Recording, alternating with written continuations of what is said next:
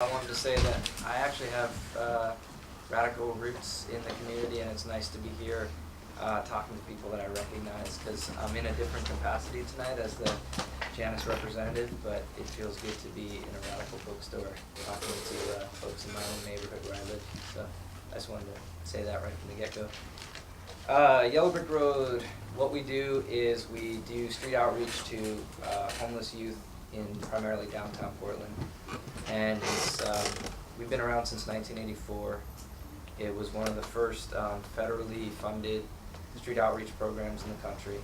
And we're volunteer-based, which means any of you in this room can be a part of it if you choose to. 2 people in the room already have been part of it. And we go out on the streets of downtown Portland every night of the year from 6 p.m. to 9 p.m. In teams, always using the team approach. And we carry bags like this messenger bag here to identify us as outreach workers and presumably safe, non-predatory adults for a population that are preyed upon and exploited by adults more often than not. And harm reduction is one of the basic tenets upon which all the outreach work that we do is based. So it's hard to tease out what's harm reduction and what's not. Every interaction we have with young people on the streets, the basic foundation for what we do is harm reduction, in the sense of being non-judgmental, being respectful. Hey, I didn't know you were here. And non-judgmental, respectful, and also just simply meeting people where they're at.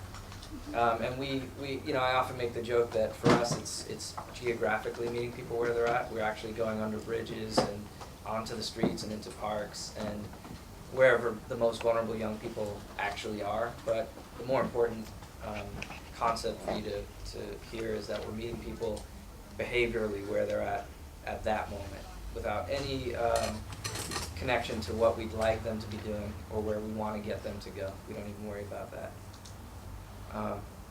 And that's the first those are the core tenets of everything that Janus Youth Street Outreach Programs, both here and in Vancouver, operate from.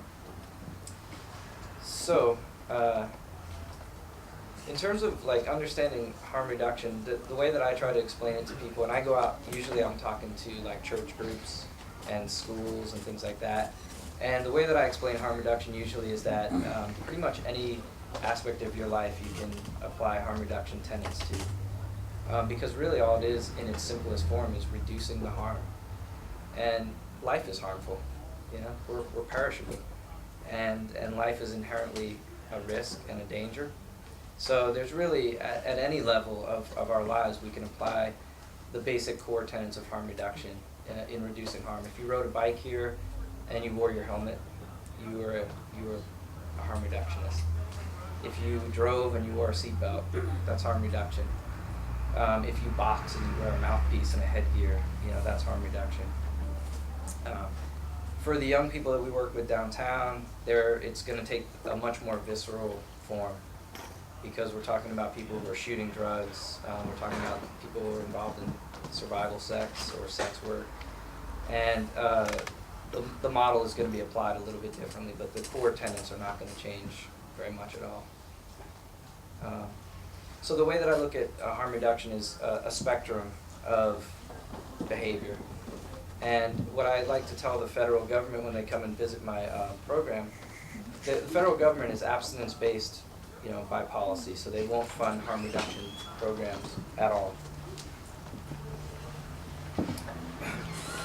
But what I like to explain to them is that abstinence and harm reduction, in my opinion, aren't opposing models. They're actually, 2 sides of the same coin, or more importantly, they're just, abstinence is one end of the harm reduction spectrum. So if you're looking at a behavior, abstinence would be this extreme over here, non-use or abstinence in the case of sex. And on the opposite end of the spectrum, we would have something like severe illness or death. That's the other extreme that we're working with. And whatever behavior it is that we're looking at, we fall somewhere within this spectrum. So if I go out on outreach tomorrow night and I'm in a park and I meet a girl who says, you know, I'm not sexually active at all and I'm not interested in it, we can still apply the harm reduction model. We're just going to start over here on the abstinence side of things and go, that's great. That's a good choice. We can validate that person, support their decision, and we can also educate around the risks. Well, if you choose to become sexually active, here's some things you should know about. And we can be proactive with harm reduction. And that's abstinence-based. It's great. 14 years old, you don't need to be sexually active. That's awesome. But that's still part of the harm reduction spectrum. More likely what we're going to meet, if any of you came on outreach, is we're going to meet people who are having sex. So we're sliding down that spectrum a little bit more. And what we're going to want to do is talk to them about, you know, multiple partners, protection. There's a lot of misinformation on the streets still in almost 2009.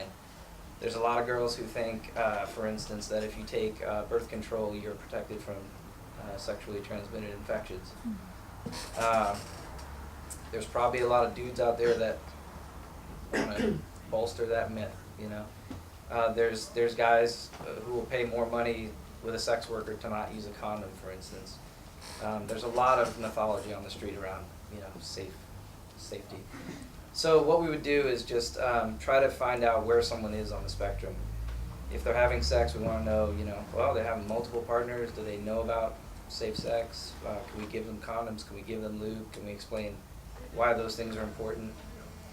And as we go down the spectrum, what we end up with is somewhere down here, we've got a IV drug user who is doing sex work in porn shop back rooms and letting people have sex with no condoms on, multiple partners, drug involved.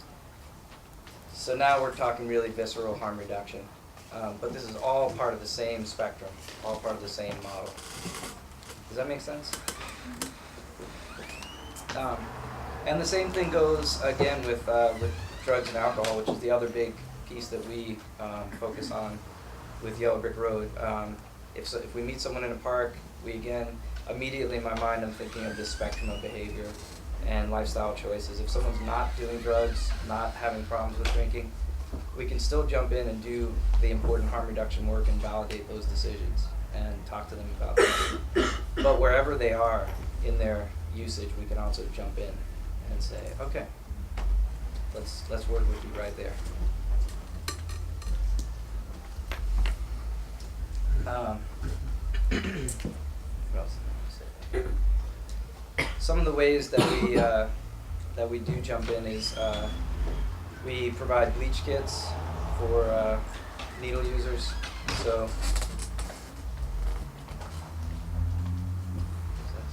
I think it was a symbol for me. oh, good. Yeah, you're good. All right.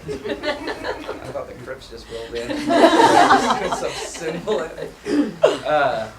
So one of the things that we can do is, again, looking at reducing harm in gradual ways. You know, if someone's a drug user, we want to encourage them to use their drugs more safely. My agenda at the end of the day might be to motivate them toward reducing their use and not using drugs at all. You know, that might be my goal. It's certainly not where I'm going to start with them, and I'm not going to get too caught up on the outcome. What I'm going to try to do is educate around using more safely. And that means if you're not a needle user, educating around why that's a great choice, and what are some of the risks involved, you know, in that, so that you can make an informed decision for yourself, what's going to go into your body, basically. If people are needle users, we want to talk to them about the dangers of sharing needles, the dangers of reusing a needle multiple times, and not sharing it with other people, but that it's dangerous to reuse a needle on your own arm multiple times. They're only meant for one-time use. They get dull. You're dirty because you're homeless. You're pushing dirt under your skin. You're likely to get abscess infections. We're going to talk really viscerally about this stuff. And then we're going to talk about things like hepatitis C.